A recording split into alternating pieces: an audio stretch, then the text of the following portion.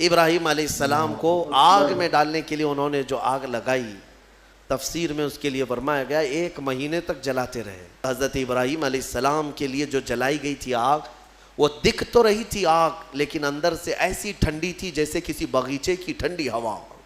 ابراہیم علیہ السلام اس میں کئی دنوں تک رہے، السلام علیکم ورحمۃ اللہ وبرکاتہ۔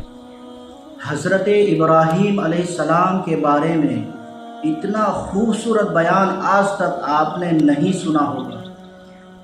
عزیز دوستو، حضرت ابراہیم علیہ السلام کو جب آگ میں ڈالا گیا تو وہ کتنے دن آگ میں رہے، آج ہم یہی جاننے والے ہیں۔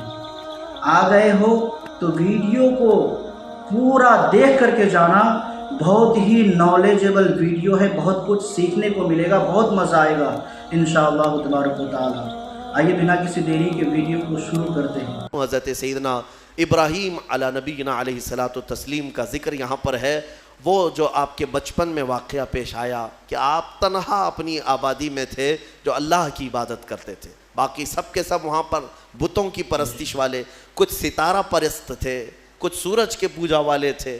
ان سارے مشرکین کے بیچ میں تنہا ابراہیم علیہ السلام ہیں جو اللہ رب العزت کی عبادت کرتے اور لوگوں کو بلاتے بھی تھے کہ اس دین کی طرف آؤ۔ سگے چچا کو بلایا، آزر جو مشرک رہا، حضرت ابراہیم علیہ السلام کی دعوت پر وہ نہیں آتے۔ بتوں کا تو ایک بہت بڑا میلہ لگتا تھا، اتنے بڑے وہاں پر تراشے ہوئے ان کے اپنے خدا تھے جن کے پاس منتیں مانگی جاتی، اعتکاف کرتے، نظر و نیاز کرتے، اس زمانے کے جیسے طریقے تھے ان کے۔ ایک مرتبہ ایسا ہوا کہ وہ لوگ پورے کے پورے گاؤں کے باہر میلے میں گئے تھے اور گاؤں میں کوئی نہیں تھا، ابراہیم علیہ السلام اکیلے آئے یہ جھوٹے خداؤں کے پاس، کلاڑی اپنے ہاتھ میں لے کر ایک ایک کو مارتے اور گراتے چلے گئے، سب کو توڑتے چلے گئے اور ان سے کہتے بھی تھے کہ میں مار رہا ہوں، بچا لو اپنے آپ کو۔ کون بچاتا؟ وہ اپنے جسم سے مکھی نہیں ہٹا سکتے۔ پھر اس کے بعد سارے لوگوں کو زمین بوس کر کے بڑے بت کے گلے میں کلاڑی لٹکا دیا، جو سب سے بڑا تھا اس کے گلے میں کلاڑی لٹکایا اور واپس چلے آئے۔ شام کو جب لوگ آئے گاؤں والے، اپنے خداؤں کا یہ حشر دیکھا تو آگ بگولا ہو گئے۔ یہ سب ایسی درگت کس نے بنائی ان کی؟ قرآن میں اللہ تعالیٰ فرماتا ہے قالوا من فعل هذا بآلهتنا، سب کہنے لگے کہ کس نے کیا ہمارے خداؤں کے ساتھ ایسے؟ پھر سب آپس میں بات کرنے لگے، قالوا سمعنا فتى يذكرهم يقال له ابراہیم، ہم نے سنا ہے کہ ایک نوجوان رہتا ہے جس کا نام ابراہیم ہے، اسی نے کیا ہوگا، وہ اکیلا نہیں آیا تھا ہمارے ساتھ۔ تو لوگوں نے کہا بلاؤ اس کو۔ بادشاہ وقت کے سامنے بلایا گیا اور پوچھا گیا اَأَنْتَ فَعَلْتَ هَذَا بِآلِهَتِنَا یا ابراہیم، اے ابراہیم ہمارے خداؤں کے ساتھ تو نے ایسا کیا ہے؟ یہ سب ایسی درگت ان کی تو نے بنائی، سب ٹکڑے ٹکڑے نیچے گرے ہوئے ہیں۔ قال بل فعلہ کبیرہم، ابراہیم علیہ السلام نے کہا نہیں، ان کے بڑے نے کیا ہے، ان کے ساتھ ان کے بڑے نے کیا ہے۔ بڑا بہت موجود تھا نا، بڑا جس کی کلاڑی گلے میں لٹک رہی تھی، تو لوگ حیرت میں رہ گئے کہ ایک بڑے نے چھوٹوں کو سب کو کیسے مار دیا۔ ابراہیم علیہ السلام نے ذو معنی بات کی تھی، یعنی جس کو دو معنی والی بات کہا جاتا ہے۔ وہ تو جاہل سمجھ رہے تھے کہ ابراہیم نے کہا ہمارے بڑے خدا نے سب ایسا کیا، جبکہ ابراہیم علیہ السلام کی نیت یہ تھی کہ ان کا بڑا تو میں ہی ہوں، ان کا بڑا میں ہی ہوں، ان کے بڑے نے کیا ہے، آپ سچ ہی بول رہے تھے۔ لوگوں نے کہا ان کا بڑا ایسا کیسے کر سکتا ہے، ایسے کیسے کر سکتا ہے؟ تو آپ نے کہا باقی تو سب مرے ہیں، ایک تو کھڑا ہے، اس سے پوچھو کس نے کیا، ایک تو ابھی باقی ہے نا، اسی سے پوچھو باقی سب کے ساتھ ایسے کس نے کیا۔ تو سب غصے میں لال پیلے ہو گئے، کہا کہ تم ہمارے خداؤں کے بارے میں ایسی ایسی باتیں کرتے ہو۔ تو ابراہیم علیہ السلام نے کیا جملہ کہا کہ اُفٍ لَكُمْ وَلِمَا تَعْبُدُونَ مِن دُونِ اللَّهِ أَفَلَا تَعْقِلُونَ، لعنت ہے تم لوگوں پر، اللہ کے سوا دوسروں کی عبادت کرتے ہو، ایسوں کی جو نہ اپنے آپ کو بچا پا رہے ہیں، نہ کسی کو نفع دے سکتے ہیں، نہ نقصان دے سکتے ہیں، ایسوں کی عبادت کرتے ہو۔ اب ظاہر سی بات ہے حق بات کڑوی ہوتی ہے، کڑوی لگتی ہے، ہوتی نہیں ہے، لگتی ہے۔ کچھ لوگوں کو جن کو قبول نہ کرنا ہو اور غصے میں ان لوگوں نے ابراہیم علیہ السلام کے خلاف ایک محاذ چھیڑ دیا، حکم ہوا کہ ایک آگ لگائی جائے اور انہیں جلایا جائے۔ یہ سن نہیں پاتے ہیں، حالانکہ جو حقیقت ہے وہ بتاؤ تو لال پیلے ہو جائیں گے، غصے میں آ جائیں گے۔ یہ برسوں سے چلا آ رہا ہے، برسوں سے ایسا ہے۔ ابراہیم علیہ السلام کو آگ میں ڈالنے کے لیے انہوں نے جو آگ لگائی، تفسیر میں اس کے لیے فرمایا گیا 1 مہینے تک جلاتے رہے، 1 مہینے تک سارے لوگ لکڑیاں جمع کیے، جنگل کاٹ کاٹ کر کے انہوں نے لکڑیوں کا اوٹ لگا دیا۔ آگ جب بھڑکائی گئی، اندازہ تو کیجئے ایک ابراہیم علیہ السلام کو ڈالنا تھا، تو اتنی آگ کی کیا ضرورت ہے، اتنی آگ کی کیا ضرورت ہے؟ یہ مشرکین کی فطرت ہے کہ انتقام جب لینے کی بات آتی ہے تو یہ بھڑک جاتے ہیں اور بہت ہی زیادہ بڑے پیمانے پر نقصان پہنچانے کے پلان بناتے ہیں۔ پہلی چیز سے بھی عادت رہی ہے۔ اتنی بڑی آگ لگائی، یہاں تک کہ اوپر سے اگر کوئی پرندہ بھی جاتا تو جل جاتا، اس آگ کی گرمی اتنی تھی۔ اور سب سے پہلے ان لوگوں نے منجنیق بنائی، منجنیق جس میں پتھر رکھ کر کے جو توپ ہوتا ہے نا، توپ جس طرح اڑاتے ہیں، وہ ابراہیم علیہ السلام کے لیے بنائی گئی سب سے پہلے، کیونکہ قریب میں جا کر کے ڈالے گا کون آگ میں؟ جو قریب جاتا وہ بھی جل جاتا۔ کافی دور 1 میل تک اس کی گرمی آ رہی تھی۔ منجنیق میں ابراہیم علیہ السلام کو رکھ کر کے اڑایا گیا تاکہ آگ میں وہ اچھل کر کے جائیں، قریب تک تو کوئی جا نہیں سکتا تھا۔ انہوں نے منجنیق میں رکھ کر کے ابراہیم علیہ السلام کو اڑایا۔ جب ابراہیم علیہ السلام آگ میں گرے جا رہے تھے تو اللہ رب العزت نے جبرائیل امین کو بھیجا کہ فوراً جاؤ ابراہیم کے پاس اور ان کو آگ سے بچاؤ۔ جبرائیل آئے اور کہنے لگے الک حاجت یا خلیل اللہ، اے اللہ کے خلیل کوئی حاجت ہو تو بتا دے، آگ میں گرنے کے قریب ہیں۔ ابراہیم علیہ السلام کہتے ہیں حاجت تو ہے مگر تم سے نہیں، میرے رب ذوالجلال سے۔ یہ توکل تھا، یقین تھا۔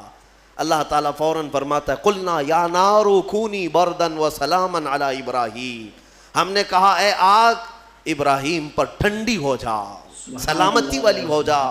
اللہ کا یہ حکم تھا، یا نارو، اے آگ۔ اس وقت حضرت ابراہیم علیہ السلام کے لیے جو جلائی گئی تھی آگ، وہ دکھ تو رہی تھی آگ، لیکن اندر سے ایسی ٹھنڈی تھی جیسے کسی باغیچے کی ٹھنڈی ہوا۔ ابراہیم علیہ السلام اس میں کئی دنوں تک رہے اور آپ کے جسم تو دور کی بات، آپ کے کپڑے کا رواں تک نہیں جلا۔ اور اتنا ہی نہیں، روایات میں ملتا ہے کہ اس زمانے میں پوری دنیا میں جہاں جہاں آگ جل رہی تھی ساری آگ ٹھنڈی ہو گئی تھی، کیونکہ اللہ نے فرمایا یا نارو، اے آگ ٹھنڈی ہو جا۔ تو ہر آگ نے یہ محسوس کیا کہ یہ حکم میرے لیے تو نہیں ہے، دنیا میں جہاں جہاں آگ جل رہی تھی سب ٹھنڈی ہو گئی۔ ابراہیم علیہ السلام کے لیے ٹھنڈی کی گئی تھی ایک آگ، لیکن دنیا کی ہر آگ ٹھنڈی ہوئی ہے۔ اسی لیے ہمارا یہ عقیدہ ہے کہ اللہ تبارک و تعالیٰ جب اپنے محبوب بندوں کی محبت میں رحمتیں اتارتا ہے یا ان کے آس پاس سے عذاب اٹھاتا ہے تو جو قریب میں ہوتا ہے سب کو بھی وہ برکت میسر آ جاتی ہے، وہ برکت مل جاتی ہے۔ ابراہیم علیہ السلام کئی دنوں تک وہاں رہے اور اس کے بعد آگ بجھائی گئی، اور جب آگ کو ٹھنڈا کیا گیا تو ابراہیم علیہ السلام اپنے کپڑے جھاڑتے ہوئے کئی دنوں کے بعد آگ سے باہر آ رہے ہیں۔ میرے عزیزو، وہاں کیسے رہے آپ؟ یہاں تک کہ روایات بتاتی ہیں کہ ابراہیم علیہ السلام کو اس آگ کے اندر پھل بھی ملتے تھے، غذا بھی ملتی تھی، پانی بھی ملتا تھا، ساری نعمتیں ملتی تھی، اور کھاتے بھی رہتے تھے، پیتے بھی رہتے تھے۔ یعنی ابراہیم علیہ السلام کے لیے اللہ تعالیٰ نے وہ مکمل ایک بہترین آرام دہ باغیچہ بنایا۔ یہ مولا کی شان ہے، وہ جب آگ کو چاہے ٹھنڈا فرمائے اور کبھی ٹھنڈے کو چاہے تو وہ آگ بھی بناتے، اس کی قدرت کے فیصلے۔ ابراہیم علیہ السلام جب باہر آئے تو جانتے ہیں وہاں پر موجود لوگ جنہوں نے دیکھا وہ ابراہیم علیہ السلام پر ایمان لے آئے۔ اب ابراہیم علیہ السلام کے اس معجزے کے بعد گاؤں والے اور پریشان ہو گئے، جس کو ہم ہمیشہ کے لیے ختم کرنا چاہ رہے تھے، اب تو یہ آگ سے باہر آنے کے بعد ہمارا آدھا گاؤں اپنے دین میں لے لیا۔ اور ابراہیم علیہ السلام کے پیروکار اور بڑھ گئے۔ پھر وہاں سے ہجرت کر کے آپ کو بابل، یہ شہر عراق کا ہے، بابل، آج بھی وہ عراق کا شہر موجود ہے، بابل، انگلش میں اس کو بیبیلون کہتے ہیں، دنیا کی سب سے پرانی آبادی جہاں ہے، یہاں سے ہجرت کر کے پھر ابراہیم علیہ السلام فلسطین آئے جو مصر کا حصہ تھا۔ عزیزان گرامی، اس میں دو باتیں یہاں پر نقل کی جاتی ہیں۔ ایک بات تو یہ ہے کہ سارے لوگ جو وہاں پر ابراہیم علیہ السلام کو آگ لگانے میں مصروف تھے وہ کیا ہوئے؟ آگ جب بجھی ایک ہی دن کے اندر اللہ نے اس قوم پر ایسا عذاب نازل کیا کہ ان کے جسم زندگی میں ہی سڑ گئے، ایسے کہ ان کی انگلی لگاؤ تو گوشت نکل جائے، گلن ہو گئی، سڑن ہو گئی۔ ایک شام تک پوری آبادی سڑ گئی اور گل گئی، سب کے سب ہلاک و برباد ہوئے۔ جنہوں نے اللہ کے نبی کو آگ میں ڈالا تھا ان کا برا انجام، وہ عذاب میں گرفتار ہوئے۔ ہاں ایک بات یہ بھی میں بتا دوں کہ جن لوگوں نے ابراہیم علیہ السلام کی حمایت کی تھی اللہ نے ان کو اپنی محبت سے بھی نوازا اور عنایتوں سے بھی نوازا۔ روایت میں دو جانوروں کا بھی ذکر آتا ہے، دو جانوروں کا، ایک مینڈک کا اور ایک گرگٹ کا، اور چھپکلی کا بھی ہے کہ گرگٹ نے یہ پھونک پھونک کر کے آگ کو بڑھانے کی کوشش کی اور مینڈک نے تھوک تھوک کر کے پانی آگ کو بجھانے کی کوشش کی کہ اللہ کے نبی ہیں۔ یہ آپ اندازہ کریں، گرگٹ کے پھونکنے سے نہ آگ بڑھنے والی ہے، مینڈک کے تھوکنے سے نہ آگ بجھنے والی، لیکن دونوں نے اپنے اپنے کاموں سے اپنی قسمت بنا لی۔ گرگٹ کی ہمیشہ یہ قسمت بن گئی کہ میرے آقا صلی اللہ علیہ وسلم نے فرمایا یہ گستاخ نبی ہے، جہاں اسے پاؤ مار ڈالو، اور ایک مار میں مارو تو زیادہ ثواب ہے، ثواب ہے اس کو۔ اور مینڈک کے بارے میں فرمایا خبردار اس کو کہیں دیکھو تو مارو مت، اس لیے کہ یہ اللہ کے نبی کی حمایتی ہے، اللہ کے نبی کے لیے یہ دعا کر رہی تھی، تھوک کر کے آگ بجھانے کی کوشش کر رہی تھی۔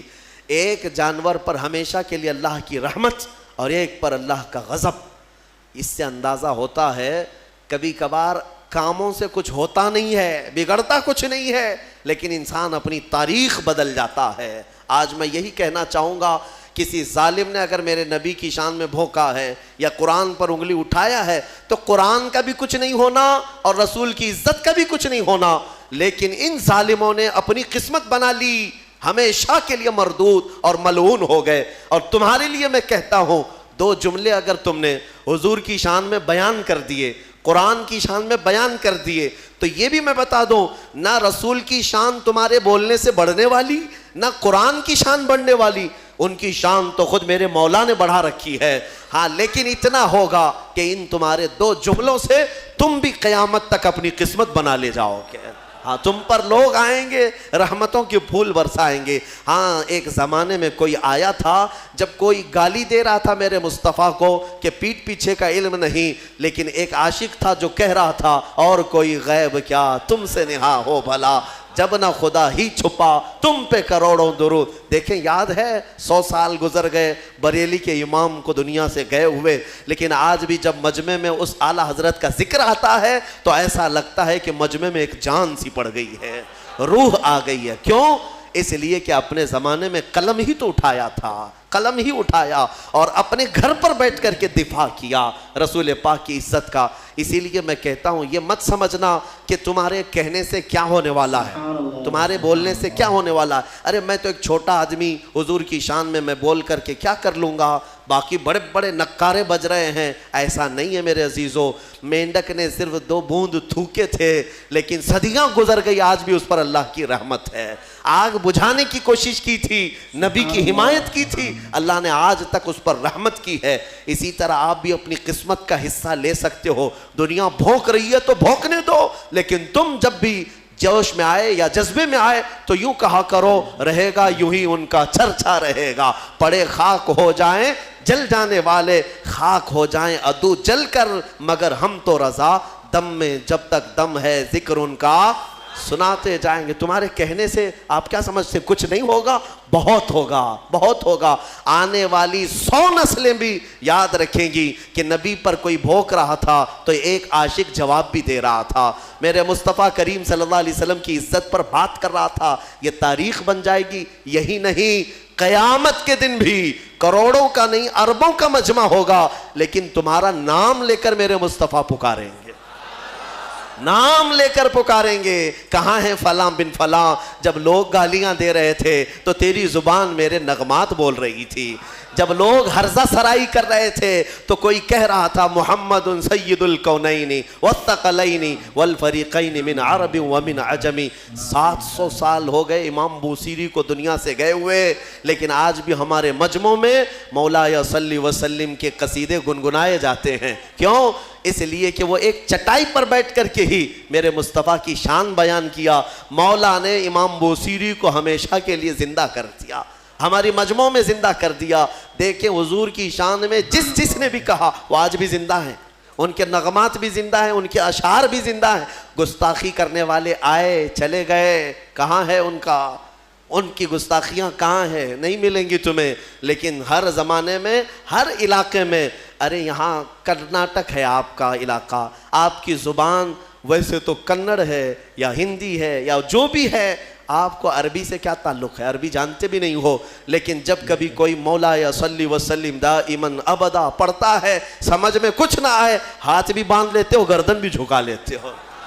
کیوں کرتے ہو؟ اس لیے کہ یہ عشق کی بولی ہے، عشق کی بولی ہے۔ اور ایک عاشق نے کہا تھا تنم فرسودہ جہاں پارا سے ہجراں یا رسول اللہ، دلم پجمردہ آوارا سے عصیاں یا رسول اللہ۔ فارسی کلام ہے، علامہ عبدالرحمن جامی کا لکھا ہوا ہے، لیکن جب ہم اردو والوں میں بھی پڑھتے ہیں تو گردنیں جھومنے لگ جاتی ہیں۔ کیوں؟ عشق کی بولی ہے، عشق کی بولی ہے۔ اور یہاں پر عشق کی بولی کے لیے نہ نسل دیکھی جاتی ہے، نہ رنگ دیکھا جاتا ہے کہ بولنے والا کون سی ذات کا ہے، حتیٰ کہ میں آپ کو یہ بتاؤں کہ بارڈر بھی نہیں دیکھے جاتے، ہندوستان کا ہے کہ پاکستان کا ہے، یہ بھی نہیں دیکھا جاتا۔ عشق کی بولی اگر بارڈر کے باہر سے آتی ہے تب بھی سویکار کیا جاتا ہے کہ نبی کی تعریف کر رہا ہے۔ محمد کی محبت دین حق کی شرط اول ہے، اسی میں ہو اگر خامی تو سب کچھ نامکمل ہے۔ وہاں سے اقبال پکار رہا ہے،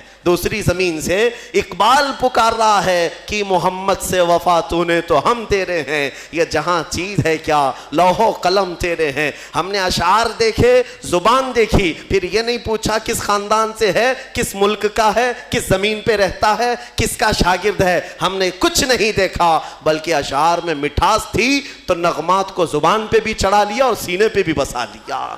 میرے عزیزو اتنا ہی نہیں، دوسرے ملک میں جاؤ، افریقہ کی سرزمین ہے، مصر کی سرزمین ہے، مصر میں عربی لوگ ہیں، لیکن ہم نے باضابطہ دیکھا ہے مجلس ختم ہوتی تھی جمعہ کے دن، وہاں پر کئی علماء ہوتے، مجلس ختم ہونے کے بعد بڑے بڑے علماء، جامعہ ازہر کے بھی علماء ہوتے، اور کھڑے ہو کر کہتے تم ہندوستانی ہو؟ کہتے ہاں۔ کہو پھر وہ پڑھو مصطفیٰ جان رحمت پہ لاکھوں سلام۔ ان کو کیا سمجھ آتی تھی؟ کیا سمجھ ہے؟ ہم نے پوچھا بھی تھا سمجھتے ہیں آپ؟ کہتے نہیں سمجھ تو نہیں آتی، لیکن اس میں مٹھاس ہی کچھ اور لگتی ہے۔ یہ عشق کی بولیاں ہیں میرے عزیزو۔ جو نبی کی حمایت میں بولا، میرا مولا ہر زبان والے تک اس کی بات کو پہنچاتا ہے۔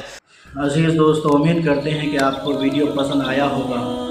اگر ویڈیو کو یہاں تک دیکھ لیے ہیں تو پلیز ایک لائک کر کے چینل کو سبسکرائب کر لیجئے۔ ہم ایسے ہی ویڈیو اس میں اپلوڈ کرتے رہتے ہیں۔ ملتے ہیں پھر ایک نئے ویڈیو میں، تب تک کے لیے اللہ حافظ۔